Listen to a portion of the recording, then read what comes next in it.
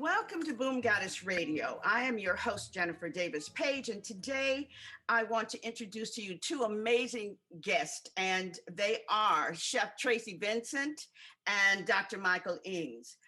This is part of our Juneteenth series, and we're going to talk about something that everybody's interested in, and that's food. We're going to talk about the traditional foods of Juneteenth. And Chef Traci, I'm going to start with you. Let's talk about how did red foods and red drinks get associated with Juneteenth traditional food?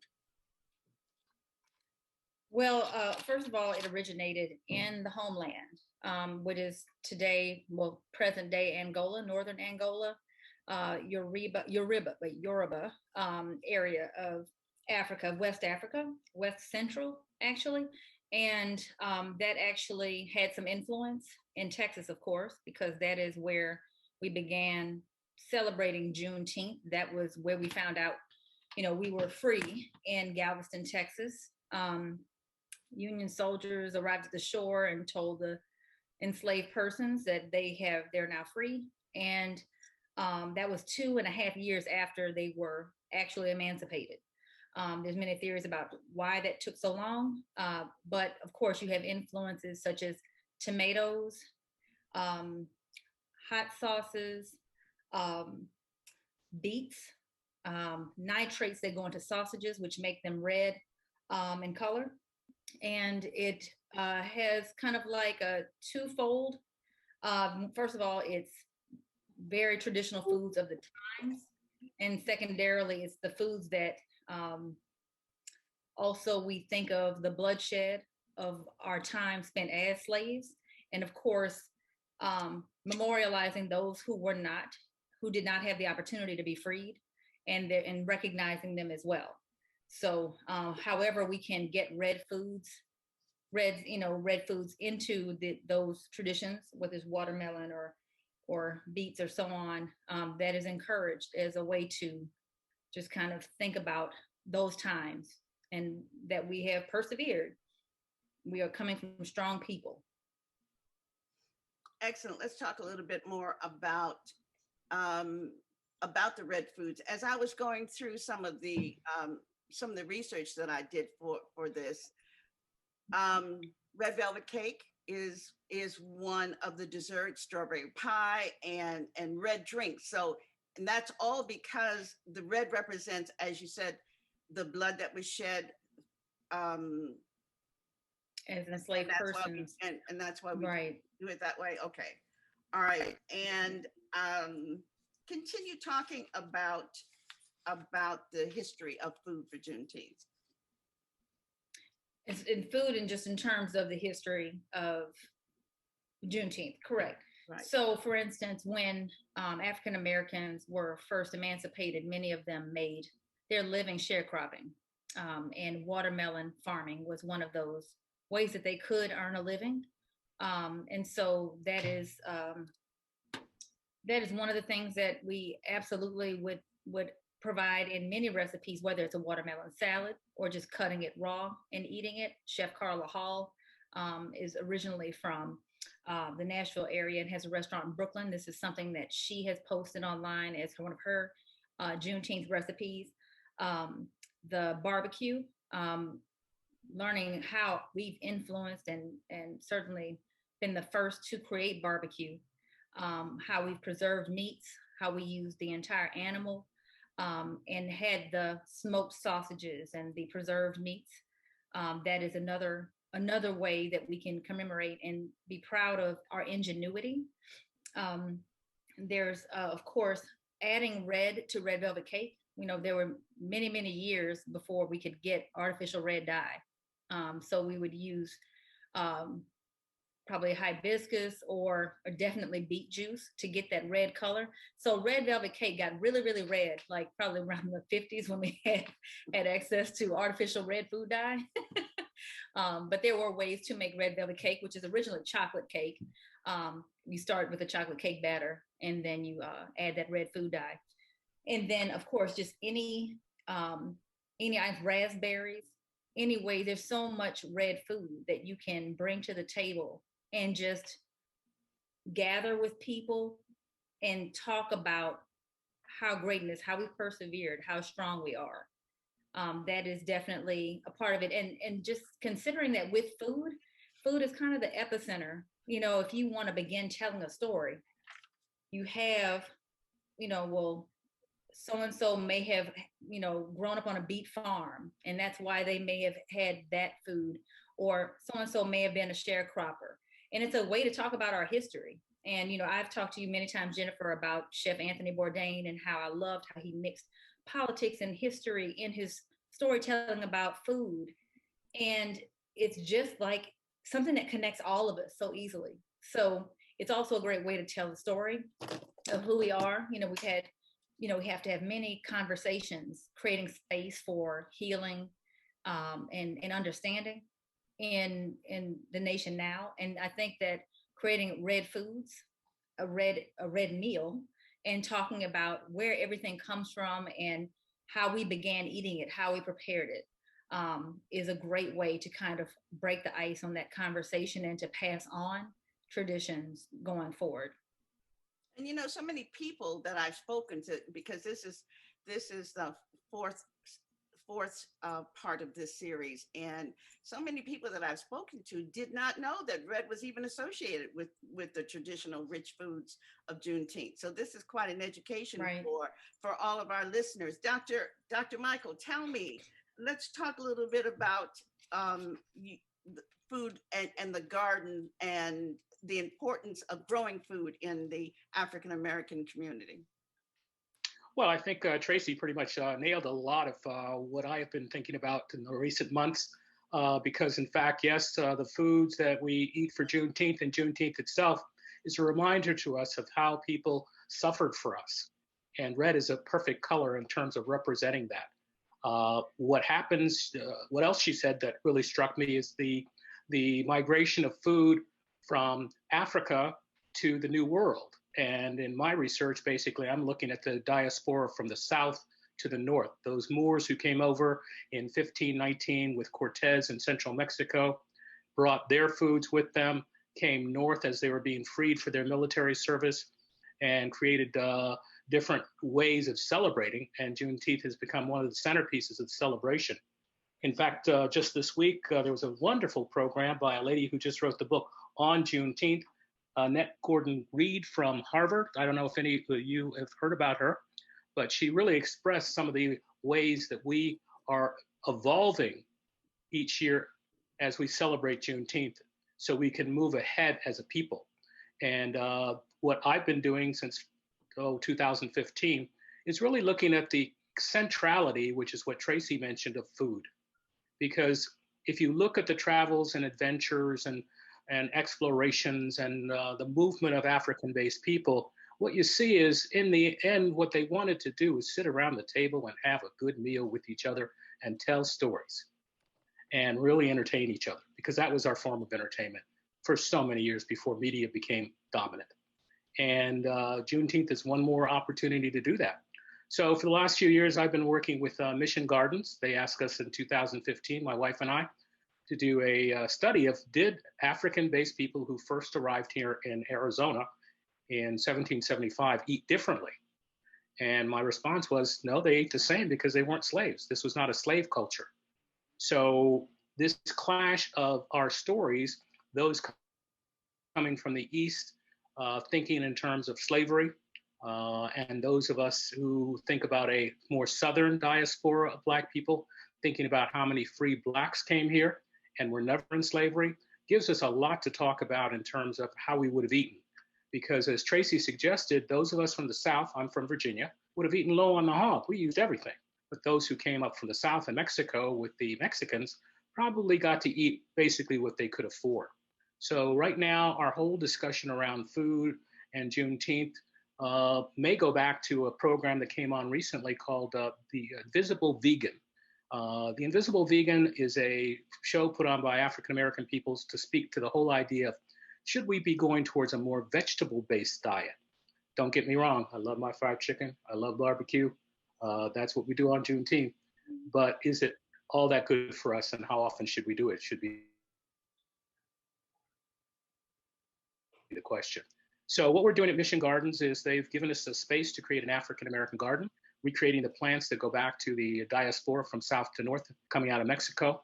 And the plants that we're discovering come from all over the continent of Africa. And because we are a dry climate, those Moroccans, those Moors who first came here in the 1500s are really our example of some of the foodstuffs that we would have eaten. And they're very familiar to us, things like salted fish and rice and millet and other things that we've gotten a little bit away from that then evolved into other things that we could eat that we eat on Juneteenth even to this day. At Mission Gardens, can you grow okra in this climate? We are growing okra.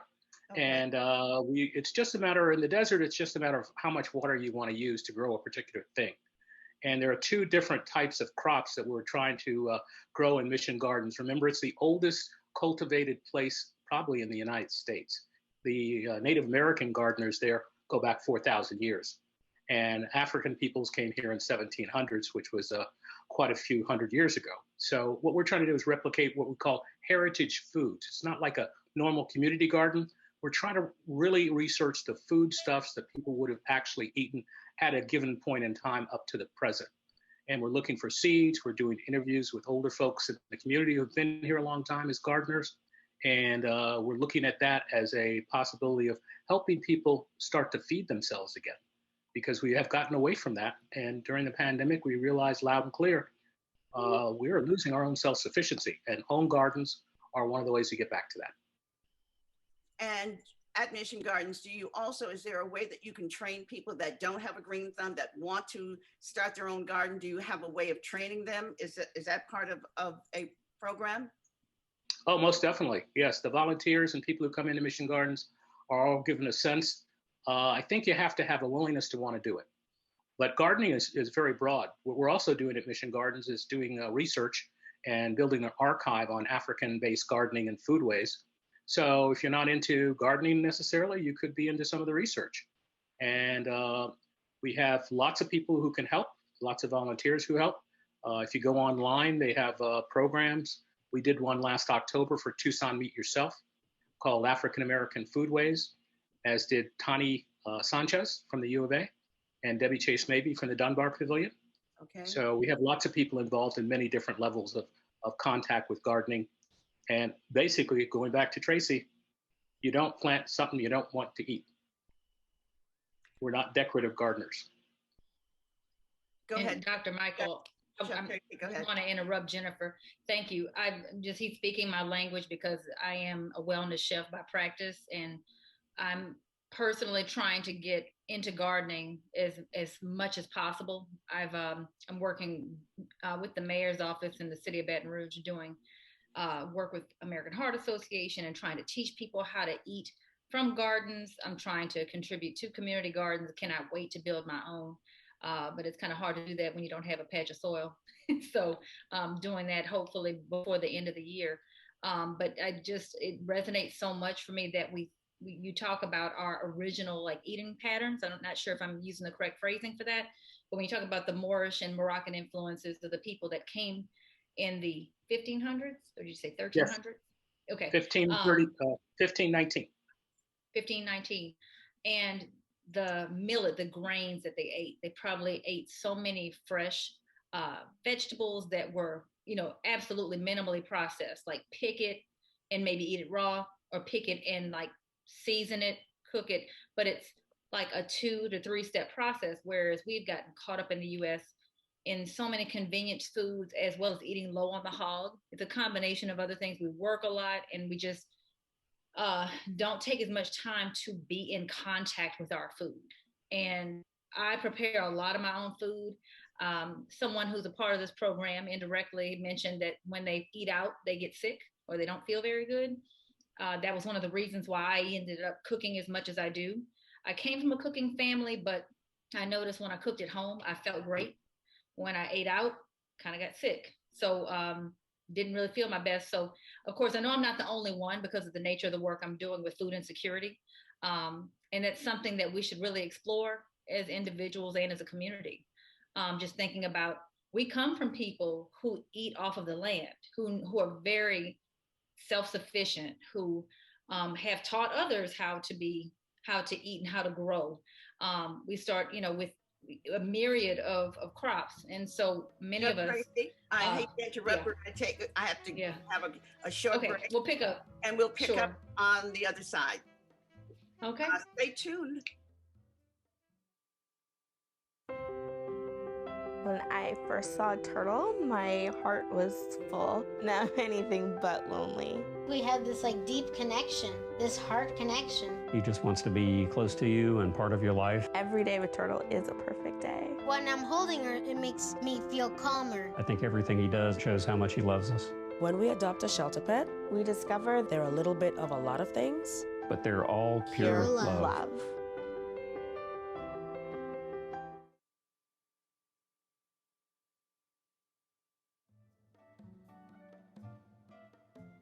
Welcome back to Boom Goddess Radio. This is Jennifer Davis Page, and I'm here, I'd like to say in the kitchen, with Chef Traci and Dr. Michael Engs, and we're talking about the traditional rich foods of Juneteenth. Chef Traci, before we took our break, you were talking about the importance of healthy food. You want to continue that? Sure. So in terms of our history, our DNA, we as a people, as people of color, did not have access to a lot of sugars, definitely not chemical ingredients, preservatives, and so on and so forth. We made everything from scratch. And, if there was anything preserved, it may have been maybe some salted fish, very manually preserved, not preserved at a factory in the Midwest. It was, you covered something with salt and you maybe soaked it and cooked with it as needed.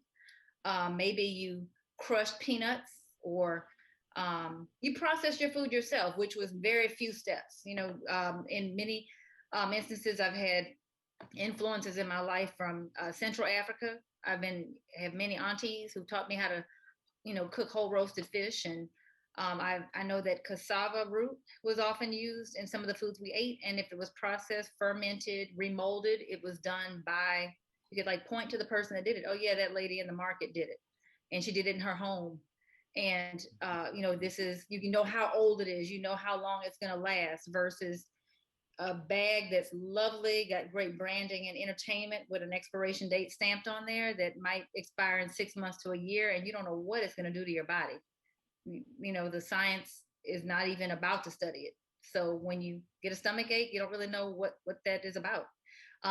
So with that said, we've had to eat a certain way to survive. But perhaps, and now, Dr. Michael, I'm going to segue into what you were saying. But now that we've noticed, many of us are not doing so well with blood pressure, hypertension, and so on. Health-wise, maybe it's time to get back to the roots, to the basics. Most definitely. Well said. Yes, as I was suggesting during the break, one of the books that really changed my view of how we eat is the fact that the author suggested don't go into the middle of the store. When you go to a grocery store, go around the edges. Because you'll find produce on the edges, you'll find fresh meats on the edges, you'll find some dairy, you'll find your eggs, and you stay out of the middle, and that processed food doesn't come into you. But that's very hard to tell a person who may already live in a food desert or have grocery stores that are not complementary to good eating habits. So the more we think about access of food as well, through gardening, through other things that we can do, the better off I think our people will be in the long run. Because as you said, so many of us have diabetes and high blood pressure coming from some of the processed food that we've eaten. And gardens that basically provided a useful example of how that's done are really going to be important to us. Whether we work in and dig in the soil or whether we're just supporters of that garden is going to be very, very important going forward, especially when we have crises where people are at home most of the time, which we did last year with the pandemic. They can learn an awful lot about how to cook, how to prepare food themselves, how to keep safe, and how to be more healthy. Correct. I'm thinking also some of our listeners, I'm believing they really don't understand, especially the younger ones, don't really understand how important it is to to um, to really research what you put in your body, because it really does affect everything, you know. And food, you know, sometimes we just throw a cupcake in our mouth, we don't even realize how detrimental that could be based on our overall health. I'm sorry to interrupt. Go ahead, Dr. Michael. Yeah, I think one of the ways that you address that is to get the kids working in the dirt. Uh, many of us at young age are kinesthetic learners. We're physical. We want to be involved. And what my wife, as a preschool teacher, found out is if that kid puts a seed in the ground, like a radish, which usually comes up in 2 weeks, and they eat it, they know where it came from, they know that they did it, and they want it again. And if we start educating our children in that way, where they're actually touching and experiencing the food, they're more likely then to research later as young adults what's good for them and what's not good for them, because they've had a positive physical experience in growing their own food. So I think it starts with that. Do you have young people Definitely. participating in mission gardens? Oh, yes. Yeah, we have a lot of different groups. One of the groups that we're cultivating with the African American Garden is called the Shita. They are refugees. Tucson was a refugee community for many years. Many people coming from West Africa, not necessarily, East Africa, not necessarily West Africa, countries like Somalia. And we became a center for groups like that. And they are teaching us a lot about what you do when you migrate from one place to another in terms of how you spice food in order to make it taste the way you want to. Because many of the original settlers of Tucson were not slaves, so we all ate the same, but we wanted it to taste a certain way. And that's spices. So now we're researching what kind of spices. And again, that's a really good kid task, because spices don't take a lot of effort to grow. You can grow them in pots on your windowsill in a tenement building or an apartment. So we have ways of teaching, but we have to start getting them across to people who are not used to really feeding themselves. I saw something the other night on Netflix, and it was called High on the Hog. Did either of you see that? It was an interesting program, and it talked about foods all over the world. But in one of the segments, they did have a Juneteenth segment, and they talked about how it took 2 years for the people in Texas to realize that we were free, because the slave owners wanted another crop. They wanted the slaves on the East Coast not to be released, because they wanted another crop of food to be planted. So I thought that was interesting. So that's probably one of many stories as to why it took 2 years for the word to get out. Yeah, we're not even sure how long it took after those 2 years for it to get to Arizona. So we're still kind of trying to figure that out. And so we were lucky that this wasn't a slave culture, because otherwise it might have taken much longer for us to hear out here. Texas is a very big influence on Arizona in many different ways. And one of the things that they brought, as Tracy was alluding to earlier, is that the reason it took so long for the word to get to Texas is that the last battle in the Civil War was fought in Texas by the Confederates, and they actually won. This is after the surrender of General Lee at Appomattox. So they thought they could still win the war. So they weren't about to give up their slaves and their cotton plantations and their sugar cane and all that sort of stuff. So Juneteenth was an extremely important date, but it didn't end at Juneteenth. The people were still being beaten in the streets if they celebrated Juneteenth in Texas. So we have to look at other diasporas, like the one from the South, to sometimes provide an example of how African-based people can basically be more self-sufficient, because the influence that we're getting from the old Confederacy is really a negative image for our kids. Slavery is just one of many narratives that Black people should be telling to their children. And food is at the base of each of those stories that we want to start telling. Chef Traci, back to you. Yes, thank you. I did want to weigh in on what you stated, Jennifer, about young people not realizing how important health and nutrition is. I think part of that is because they feel so good. You really don't feel the influence of food on yourself until you're maybe in your mid-20s. when your youth is fleeting and you begin to wake up and not feel so good after getting minimal amount of sleep. So you realize at that point, I need to start doing better. Maybe I should start eating a little bit better. I should start exercising a little more. And definitely their involvement, Dr. Engs, is what you said, with involving them in any of the food preparation or growing, will definitely have them learn quicker and participate easier in eating of that food. And that's my favorite. I'll say it, publicly. It's my favorite group of people to work with is little kids. They will try an avocado, they will try an orange, pineapple, grapefruit, and have no fear. And they may even stick with it later on. Whereas my adults, my are the ones that are a little bit more set in their ways. And they're like, I already eat avocado. I'm like, how do you eat it? And then they can't give me an answer. But I try to tell them that this is going to help you down the road with whatever ails you. So from arthritic conditions to diabetes to hypertension, high blood pressure, so on and so forth, the nutrition is the way, along with exercise, to really get you back on track and to help heal you. Also, there was a point that I wanted to make about minerals and vitamins. And there is something critical because we have so much commercialized food in the US, we often don't get minerals.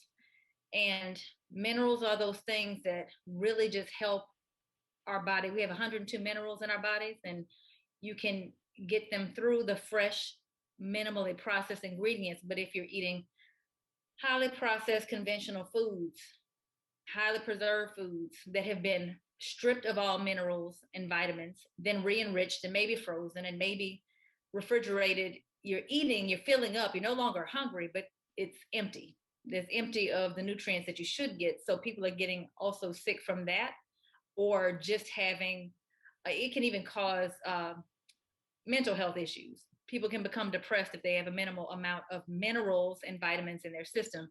You can, there's many ways that you can get ill, but it's just an important thing to recognize the connection between your health and what you're eating and your health.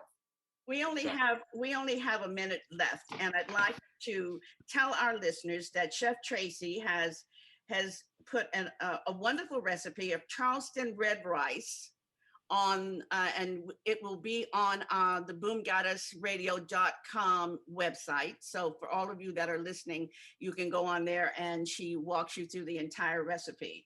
I would like to thank you. Traci, do you want to give our listeners your web address so that if they want to find out more about you, they can? Yes, www.cheftraci.com. That's TRACI, cheftraci.com. I'm also on social media as Chef Traci Vincent. I am a wellness chef, but I'm a South Louisiana girl, so I know all the good yummies, all the boudins and the cracklins, but I can also get people back on track with wellness. So just follow me and keep posted. I have many things coming down the pike. We've got to wrap it up. Dr. Michael, I've got to wrap it up. I appreciate you coming and joining us today. I want to thank all of my Boom Goddess listeners, and please continue listening to our programming. Thank you and have a wonderful afternoon. This is Jennifer signing off.